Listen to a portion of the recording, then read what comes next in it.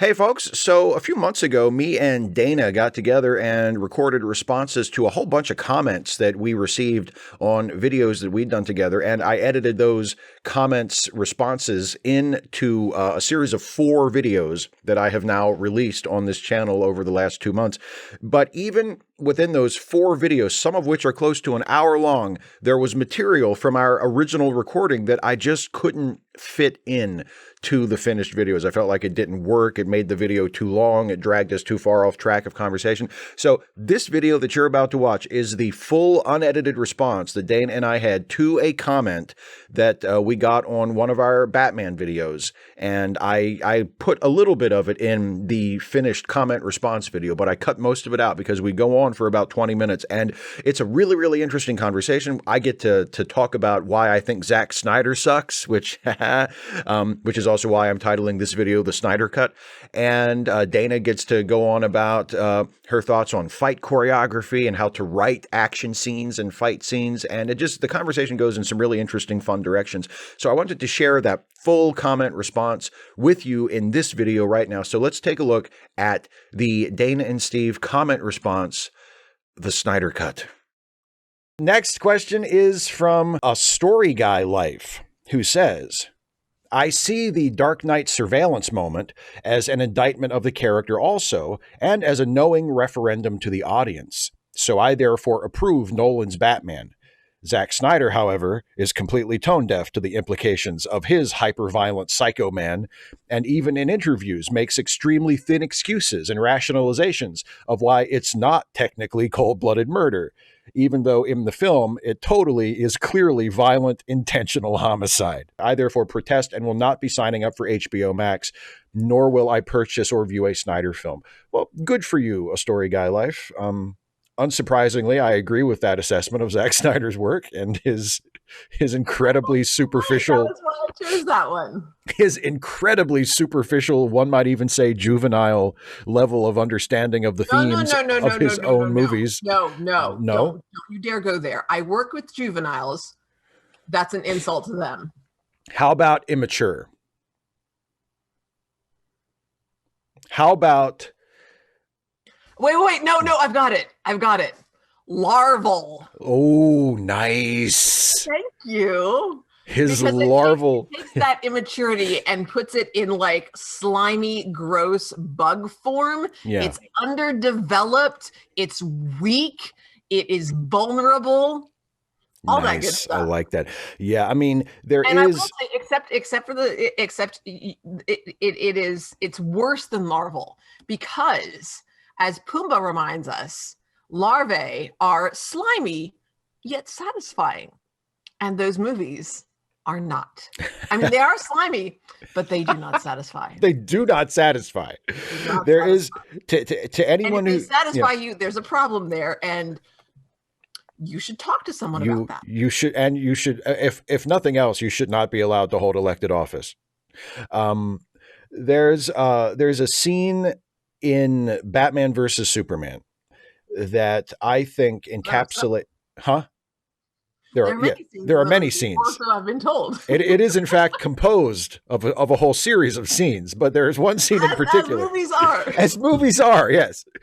Okay, I'm shutting up. No, there's one particular scene, and it's a dream sequence where Batman is fighting like parademons and sort of like the forces of Darkseid, you know. And it's not just parademons, I think it's people too. It's like sort of minions of Darkseid who have invaded the earth in this like prophetic nightmare that Batman is having. And Batman is using a gun and is shooting people with the gun. He has like a pistol that he's like shooting people with. And of course it turns out to be a dream sequence. So Batman's not really using a gun to murder people, but Zack Snyder still found a way to have Batman murdering people with a gun in his movie. And that to me is the perfect illustration of the angsty teenager in the body of a grown douchebag sensibility of Zack Snyder. He's the biggest, dumbest, most superficial douchebag you could ever imagine. And he makes these kinds of superhero movies because he literally doesn't go any deeper than, oh man, wouldn't that be awesome? Like, that's it.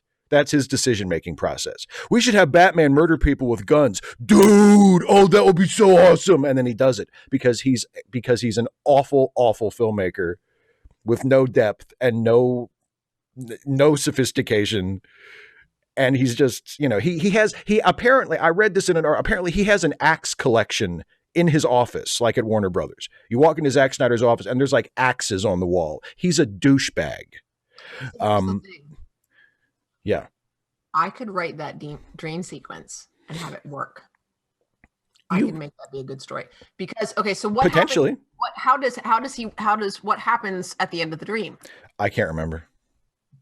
Okay. All I remember is Batman shooting people with guns and me thinking, oh, good job, Zach. So my thought is same thing happens, whether it's Darkseid or whatever. Yeah. The focus of the dream is that Batman is shooting people with guns. And through the way that it's shot, we see that he is glorying in this, that he is killing people. He is raining down retribution on those he has deemed as being in the wrong. And he wakes up in Wayne Manor, alone, drenched in sweat. And then in absolute silence, he pulls his knees up, wraps his arms around them, puts his head down, and cries, no sound. Because that, I mean, to show that that is something like he sees, that is his terror, that he will become this. That's how I would do that scene. In other words, you would make it exactly, the meaning of it would be exactly the opposite of the meaning in the Zack Snyder movie. Yeah, instead of, oh shit, how cool. Probably, you know, that this is what, this is, you said it's a dream sequence, but if it's posited as a nightmare sequence, yeah, that this is something that, oh my God, I have to be very careful with what I'm doing because what I'm doing has fascist tendencies. Yeah. That I am saying that I have some right to do this that, goes beyond what the law affords me, that I have some responsibility to do this, showing him being terrified of where that could lead. I think that could be interesting. Yeah, I agree. And it definitely suggests a level of understanding and sophistication far beyond. I mean, because even in Hollywood, where's my millions? Right. Because even in the one Zack Snyder movie that I have for the most part really enjoyed is his adaptation of Watchmen. And even in Watchmen, and I think Watchmen is an example where it was just Zack Snyder was faithful enough to the source material and he just didn't screw it up. Like there's the things that Zack Snyder himself added to the movie for the most part are not the things that make it a good movie. He just managed to not screw it up. And one of the things that about Watchmen that changed enough to make it bad. Yeah. And he did make one major change that I do think actually works better than in the comic. At least works better for the movie than the original comic ending would have. But that's neither here nor there. The thing that gives it away as a Zack Snyder movie is it still has this utterly just puerile attitude toward violence, where the violence, because in the original Watchmen comic, that's very much a cautionary tale. It's very much like, what if we allowed powerful people like this too much sway in our society, this is what could happen. It could go in a very bad way, right? And so violence is viewed with a much more sophisticated lens. Violence is not a Zack Snyder lens. Yeah, and the violence in Watchmen is presented as, isn't this awesome, you guys? Look at them fight. Like it's presented as like a teenager watching an action movie and just wanting to see people break bones and punch people. And that's how the action sequences, that's how the fight sequences in Watchmen come across. And it's not the best part of that movie. It really shows you the limitations of Zack Snyder's worldview and his sensibilities as a filmmaker.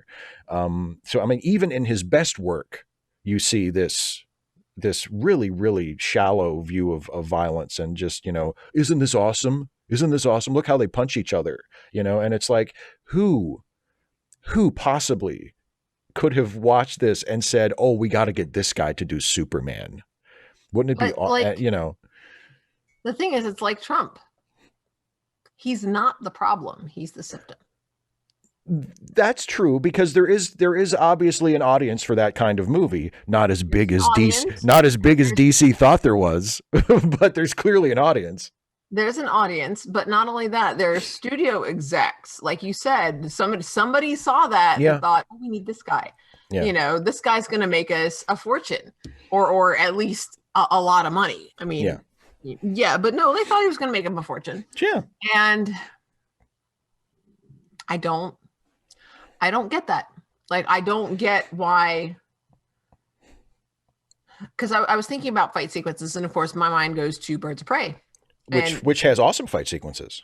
Yeah, but normally I don't like fight sequences. But I do like I like watching literal choreography. Like, I like watching dance, especially I like watching marching bands. I like watching especially like group performances. And fight choreography is effectively a group choreography. Very, very rarely is it one person. It's hard to have a one person fight.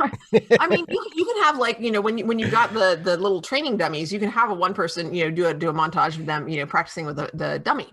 Yeah. So it's not completely out of the question, but usually there's more than one person. And in many cases you have like a group, but quite often it's not effectively a group. It's individuals that switch out. Yeah. You know what I mean? And I think that may be part of it, is that I like the group dynamics and the way that the groups move and interweave. I want to say it's Texas A&M, that their marching band does a style of like back and forth, and they go in between each other, and it's absolutely like they do a down, up, and turn, and it's, if you've seen them go back and forth between the rows and turn and go like across each other, it's so simple, like in terms of they're not making complicated flowers and all kinds of interacting shapes and stuff. It's like lines, but the precision that it requires is just beautiful to me. It's something I love watching, that expertise, that sophistication that looks deceptively simple. It's the idea of taking something that's incredibly difficult and making it look like it's nothing.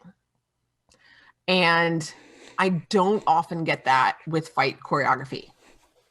It's so often showy instead of, and that doesn't impress me.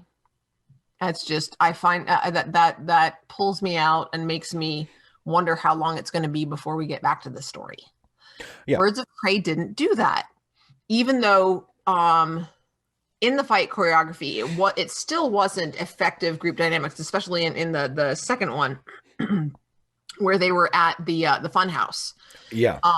But I like the way it went from one particular, you had multiple ones. It had one particular fight, and it would cut to another one and go back and forth. And that was interesting as well.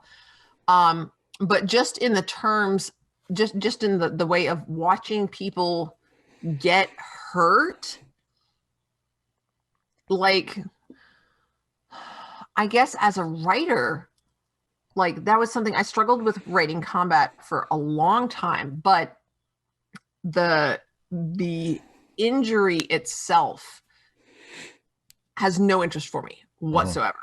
It's the reaction. It's all about the reaction and the response, and then the way that that's turned into the response in the next attack or the defense or whatever, how they use that, as well as then the follow-up to the fight, what happens next, and just the injury itself, the fist to the face, the crunching of bone, blah, blah, blah. Yeah. Don't really care, in what way does it hurt the character, and what do they do about it? The second question being more important than the first. Yeah. And if we're just watching blood fly, I don't care. I don't care about that at all. If we're watching, you know, someone's arm bend in a way that it's not supposed to, yes, I understand that that's supposed to be gross, and it's really terrible if that happens in real life, but it's not actually happening. Or, you know, if God forbid it's a, you know, YouTube video of, you know, this happened to a friend of mine, it's like, oh, that's terrible. I'm very sorry for that person. But, you know, I hope they're okay. I don't what else do you want from me? Yeah, exactly. I don't care about the injury itself. I don't. I care about the response.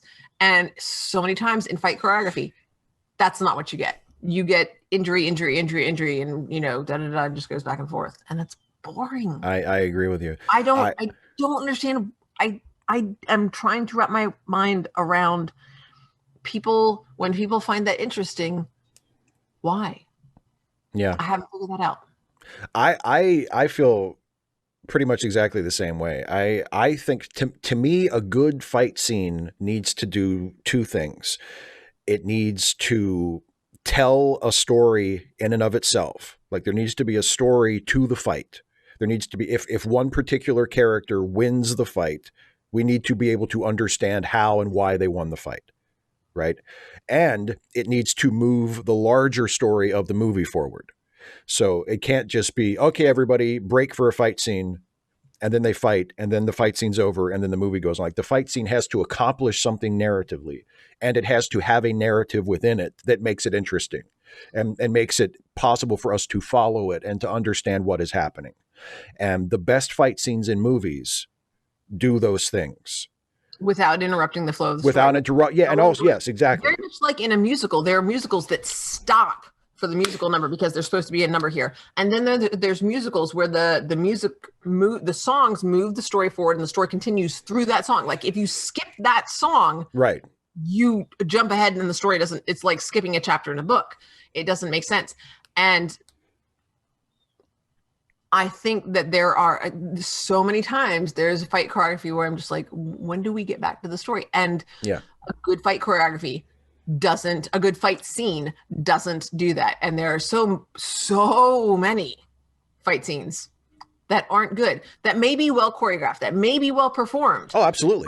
But yeah, but that interrupt the story. And I don't just mean the plot. I also mean the interactions between the characters, because that's one of the things that I like about a good fight sequence is it's about the relationship and how these characters interact with each other. Even if they've never met before, even if one character is the hero and the other character is not the villain, but are a bunch of mooks, how does this heroic character respond to these people who are mooks, who they are not going to be up to the hero's level of ability?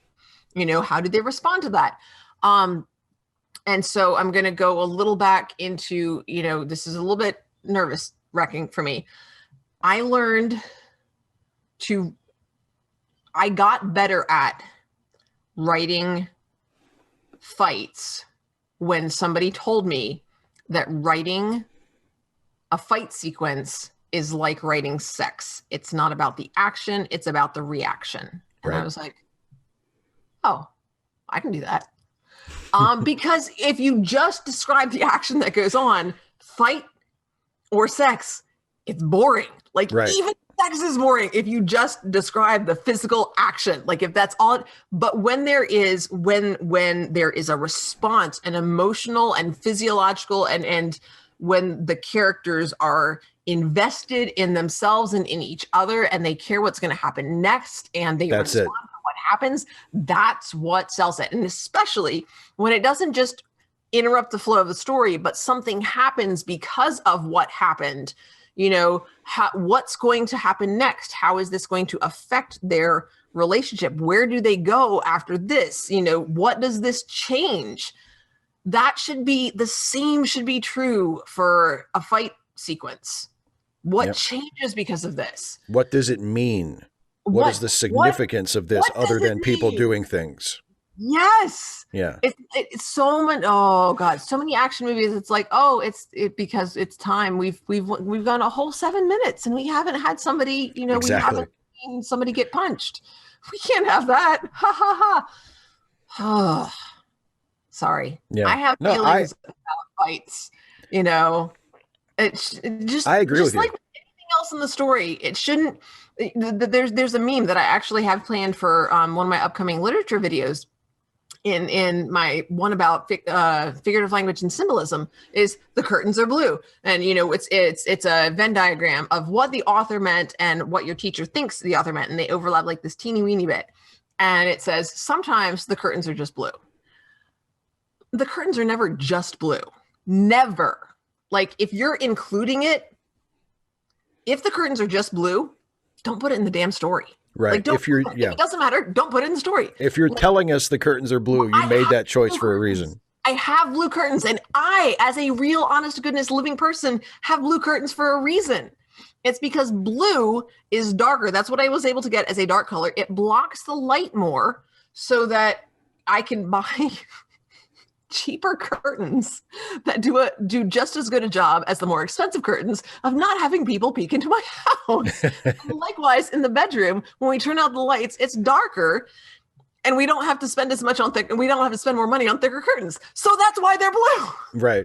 Like there's literally a reason for it. You didn't just randomly choose it. Yeah. Oh, and additionally, because I think there were also maroon ones, but like our sofas and the pillows that are with them have shades of blue in it, and those are hand-me-downs because again, I'm really cheap. So there's literally, in real life, there are reasons that the curtains are blue. Now you may not want to go into like, it may not necessarily be a metaphysical reason. Right. It may not be, something symbolic, but anything that a creator includes in a well-crafted work should be included with intent and purpose and meaning. So if there are blue curtains, there's a reason that those curtains are blue. So there. And well, I guess maybe I'm not going to do that video now. I still need to though, because it's for the children. You should. Yeah, I'll totally do it in your video. Yeah. Oh yeah, but I had literally until like we were doing this one, I was like, oh yeah, like I can point to this one back here. This curtain is blue. Technically, it's a blanket. Transformation, another very important literary theme. Oh, well done, Steve. Thank you. You get an A in on that assignment anyway. Thank you. We'll wait and see if you pass the class. Well, hopefully it brings my grade up a little.